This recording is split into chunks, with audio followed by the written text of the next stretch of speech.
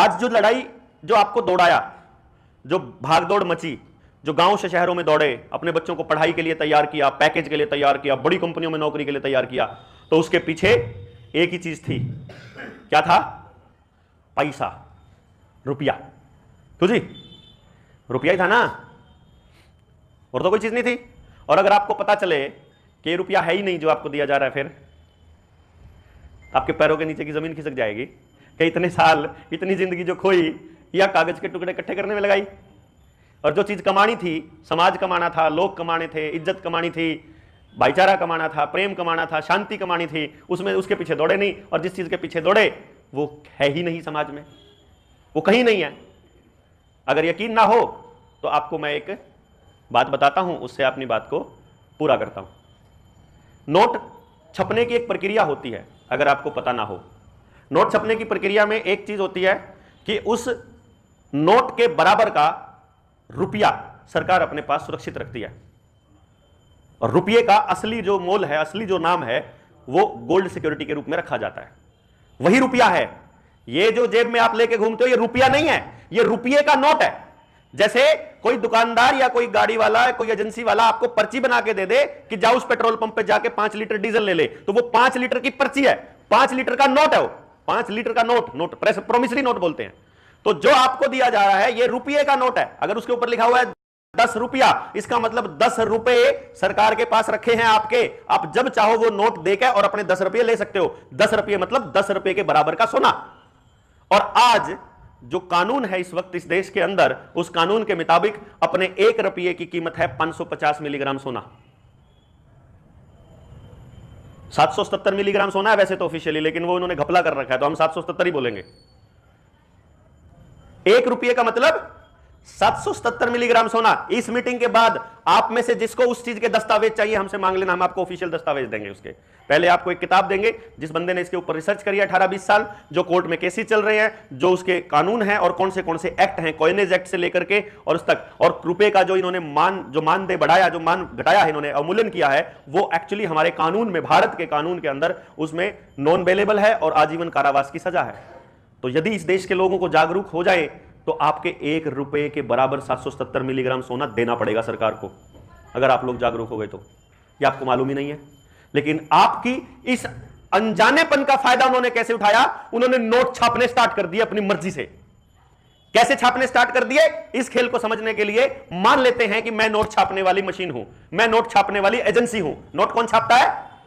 Reserve bank of India को अधिकार है नोट छापने के लिए, आदेश देने का कि कितने नोट छपेंगे। तो मान लेता हूं मैं रिजर्व बैंक ऑफ इंडिया हूं और मैंने मार्केट के अंदर 100 करोड़ नोट छाप दिए। 100 करोड़ नोट छाप करके मैं बैंकों को दूंगा, बैंक उसको लोन पर देंगे। क्यों जी?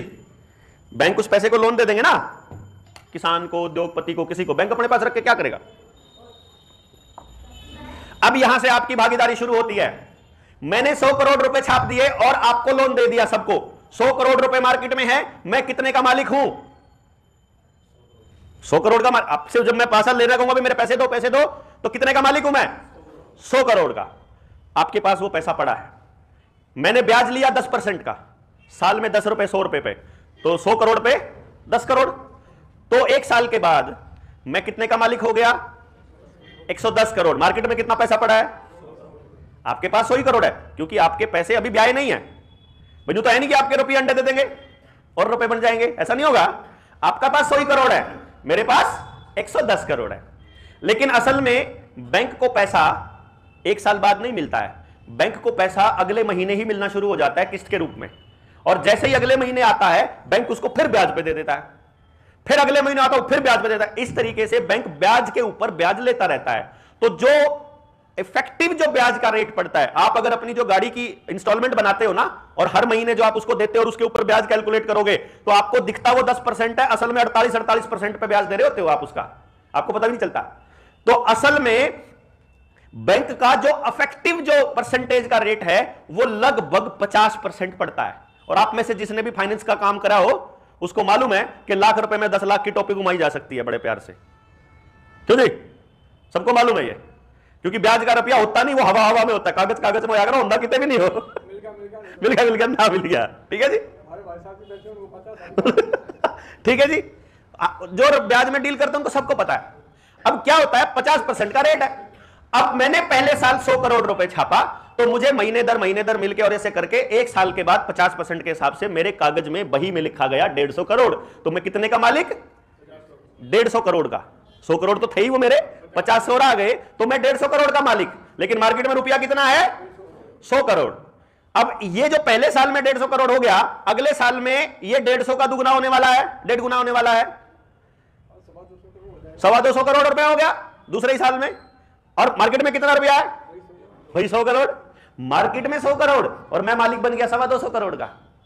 अगली बार में 350, 450 करोड़ का बन गया, अगली बार में मैं 500 करोड़ का बन गया। ऐसे करते करते मैं 5-7 साल के अंदर 10 गुना का मालिक बन जाऊंगा।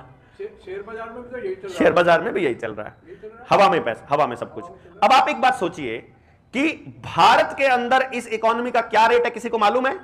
कि असली रेशो हवा वाला रुपया मालूम है? तो मैं बता देता हूं, 1:9 का 1:9 की रेशो चल रही है। यानी कि भारत में जितना पैसा ब्याज पर दिया, यानी जितने का भारत के बैंकों की लेनदारी है, और असल में जो है, यानी 10 रुपये अगर बैंक ने लेने हैं, उसमें से मात्र 1 रुपया असल में है। इसका मतलब 9 आदमियों का पैसा डूबने वाला है। 10 में से दे नहीं सकते भाई। भाई मान लो मैं 5-4 साल के बाद में 600 करोड़ का मालिक हूं कागजों में, और सबको बोल दूं पैसे दो वापस, मार्केट में से कितना पैसा इकट्ठा होगा? 100 करोड़ तो इकट्ठा हो सकता है, क्योंकि मार्केट में पैसा है ही नहीं 100 से ऊपर। तो मैं जब इनके पास जाऊंगा कि जी पैसा दो मेरा, अब इनके पास पैसा है नहीं क्योंकि इन्वेस्ट कर रखा है, तो वो क्या कहेंगे भाई साहब को, जी भाई साहब दो, मुझे थोड़ा सा दो, जुगाड़ करके महीने 2 महीने में दे दूंगा, अभी तो बैंक का चुकता करूं, तो इनसे ले लेगा। अब ये इनके पास कुछ नहीं बचा, इनको देना पड़ेगा, तो फिर ये उनसे मांगेंगे, उनसे थोड़ा थोड़ा मांगेंगे, तो सारे थोड़े थोड़े खाली हो जाएंगे। तो सिर्फ 10% लोग ही दे पाएंगे, उसके बाद बाकी सब खाली। अब उनको अगर हम कहेंगे कि दो इधर, तो कहेंगे पैसे तो नहीं है बाबूजी। नहीं है तो तुमने गिरवी क्या रखा था?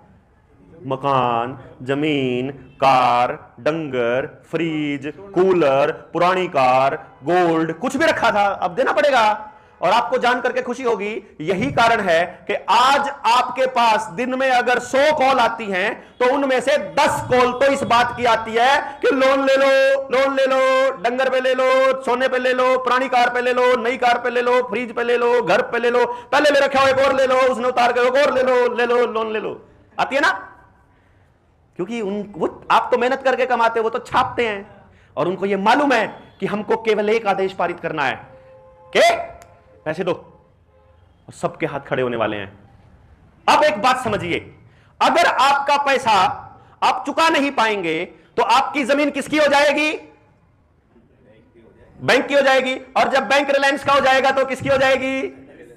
इसीलिए बैंक प्राइवेटाइज होने वाले हैं, क्योंकि आपकी सारी की सारी जमीन बैंकों के पास गिरवी हो चुकी है। पूरे समाज का सब कुछ गिरवी रखा हुआ है इस टाइम पे। आपके जोड़ की जमीन, आपकी गली को पाड़ करके इंटरलॉकिंग वाली जो टाइलें लगी थी, वो इसीलिए लगी थी कि वो गली बेच चुके हैं। ये जो सड़कें टूट टूट के दोबारा बनाई जा रही है, बड़े बड़े 4 लेन और 8 लेन रोड बनाए जा रहे हैं, ये जो सब कुछ नया बनाया जा रहा है, ये सब कुछ पुराना गिरा के बनाने के पीछे खेल वो लोन वाला पैसा लगाया जा रहा है कि वो सारी जमीनें बैंकों की हो चुकी है और बैंक प्राइवेटाइज होने वाले हैं। मतलब आपके देश की छोटी से लेकर बड़ी प्रॉपर्टी केवल 4 उद्योगपतियों के पास जाने वाली है। अगर आपको इसमें भी डाउट लग रहा हो तो फिर हम कुछ नहीं कर सकते साहब। फिर तो यही है कि जैसे आज चिल्ला रहे हैं, कल भी चिल्ला लेंगे, परसों चिल्ला लेंगे, और फिर आखिर में जब कुछ नई बस की बात हुई तो कम से कम शांति से मर सकेंगे कि भाई जो हमारे बस में था हमने पूरा करा है। हाँ ठीक है जी। तो अब अगर आपको यह लगता हो कि यह लड़ाई आपकी कल्ले की है या मेरी कल्ले की है, तो फिर यो बहम है। सबकी लड़ाई है, सबका नाश होने वाला है। और अगर आपको यह लगता हो कि हमारी तो जिंदगी होली, हम तो देखी जाएगी, थोड़ी सी रह रही है, हमारे बालक देखेंगे, तो एक बार पिछले फिर 2-3 साल का कार्यक्रम घटनाक्रम देख लो।